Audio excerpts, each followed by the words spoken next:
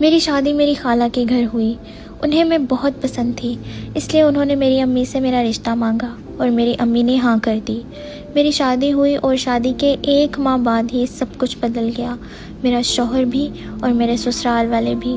میری نندوں نے میرا جینا حرام کر دیا، بات بات پہ لڑائی کرتی اور میرے شوہر بھی انہی کی سائیڈ لیتے۔ 2 ماہ بعد میرے شوہر اسپین چلے گئے۔ میری ساس اور نندوں کو مزید موقع مل گیا، کبھی مجھ پہ چوری کا الزام لگایا جاتا اور کبھی کھانے کے اوپر ذلیل کیا جاتا۔ جب ان کا بس نہیں چلا تو انہوں نے مجھے گھر سے نکال دیا۔ کچھ ٹائم بعد جب میرے شوہر پاکستان آئے تو مجھے واپس لے آئے۔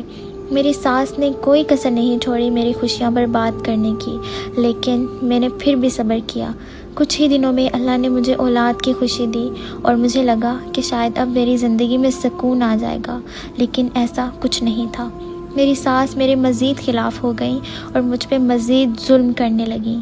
اس سب میں میری نندوں کا سب سے زیادہ ہاتھ تھا۔ میں بیمار رہنے لگی اور میں نے اپنی اولاد کو کھو دیا۔ میں صرف اور صرف اپنا گھر بسانا چاہتی تھی۔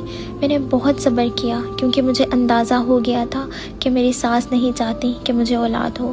یہ سلسلہ ابھی ختم نہیں ہوا کہ اللہ مجھ پہ پھر سے مہربان ہوا اور میری ساس نے پھر سے میرے شوہر کے کان بھرنے شروع کر دیے، میرے شوہر کو میرے خلاف کرنا شروع کر دیا۔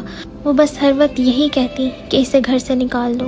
میں نے اپنے شوہر کی بہت منتیں کی، ان کے پاؤں بھی پکڑے کہ مجھ پہ یہ ظلم نہ کریں، لیکن انہوں نے اپنی ماں اور بہنوں کے کہنے پہ مجھے گھر سے نکال دیا۔ شاید اس گھر کو میرا ماں بننا کبھی گوارا نہیں تھا۔ میری ساس نے صرف نفرت نہیں دی بلکہ میرے شوہر کے دل میں بھی میرے خلاف زہر گھول دیا۔ وہ جو میرا محافظ ہونا چاہیے تھا وہی میرے دکھ کا تماشائی بن گیا۔